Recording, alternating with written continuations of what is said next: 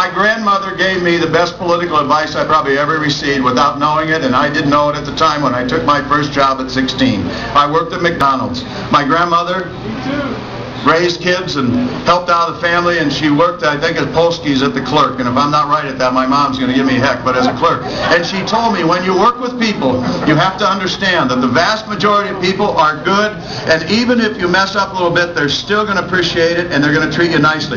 But there's a percentage that no matter how hard you work, no matter what you do for them, they're never, ever going to be satisfied, and don't let that small percentage keep you from serving the vast majority.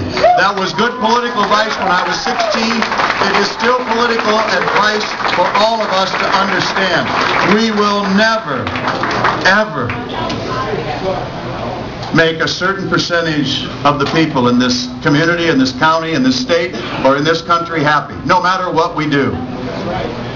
But if we dwell on them, if we let them set the agenda, if we let them take over, God help us.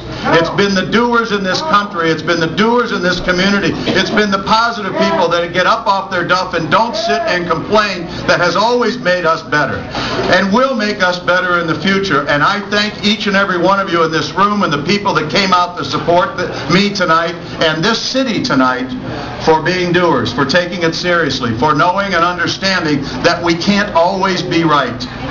Babe Ruth was one of the best baseball players of all time, hit all those home runs. He always led the league in strikeouts as well. You cannot expect everyone, every single time he goes to bat, to do something perfectly. And that's not accepting that I'm just going to go willy-nilly and do whatever I want. I'm not saying that tonight. But I want to make a commitment to all of you that as tough as this has been, as emotionally draining, as difficult personally as this has been on my family, more than anything else, I hate that fact that my 83-year-old mother had to go through this.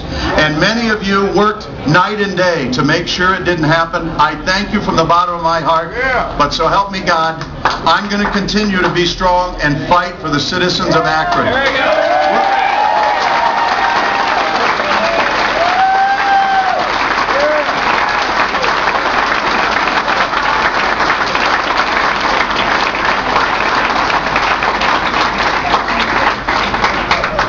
We have sent people out as missionaries, as people to go out from government to tell people around the world that they ought to be more like America. And you know what? In about every place in this world, people are trying to be more like America.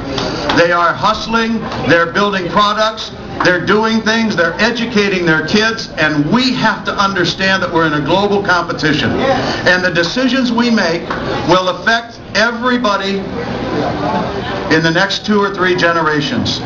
And if we don't take the challenge to be better, to do things differently, to lead, to make sure that we do things right for this generation, we will not see this generation have the great life that we've had and our parents had and our grandparents have. So what is the challenge?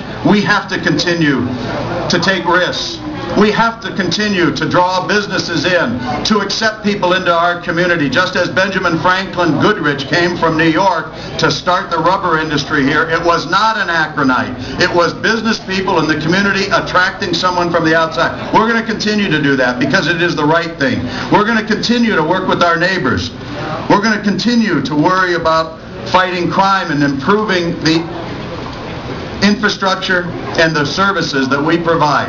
Every day we want to get up and make certain that we are improving. And one last thing I want to say on that topic. I put my heart last year into an issue that I felt obviously very strongly about because of what a great opportunity I had to get a college education because of some God-given talent. I will spend the rest of my life and every bit of energy I have, no matter whether I'm mayor or I'm a citizen somewhere in a retirement home, to do everything that we can to distinguish ourselves, to give kids this age of every color, of every part of the city, of every single solitary level, education that is adequate, and that is not a high school education anymore. We've been doing it for 150 years in Akron. We led the nation. I want to do it again, and by God, we're going to find a way. That will be my mission. That is my mission.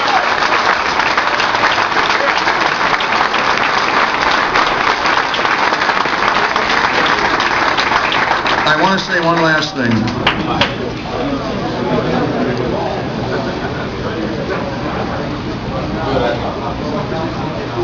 This group, some of whom want to distinguish themselves, one of whom jumped ship last Friday and announced, I'm not for the recall, even though that person took a petition around.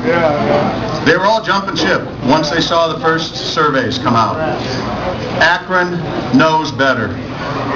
Akron knew better tonight than to be fooled by misleading statements and false accusations. Please don't be misled by a group that wants to take over City Hall. It's the same group, make no mistake. And the reason that I'm saying this is not for me, it is still again for the community, but our council races come up, boom, Thursday is the deadline.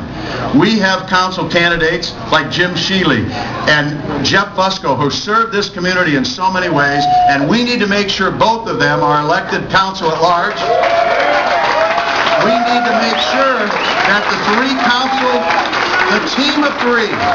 team of three that are going to be conveying to you suddenly after tonight, after getting whipped 3-1, that they weren't really in it after all.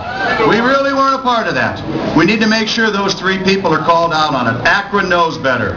Don't fall for it again, ever, to be misled by a group of people. We have ward council candidates out there knocking on doors, telling things about somebody like Kelly Crawford, who in her first term has done a tremendous job to try to take on citywide issues, look at things in her ward and deal with issues, and they're telling people that she doesn't live there, that she's been paid off by the Democratic Party, that she doesn't own her house.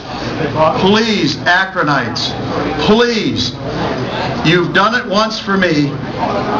Please do it for the ward candidates.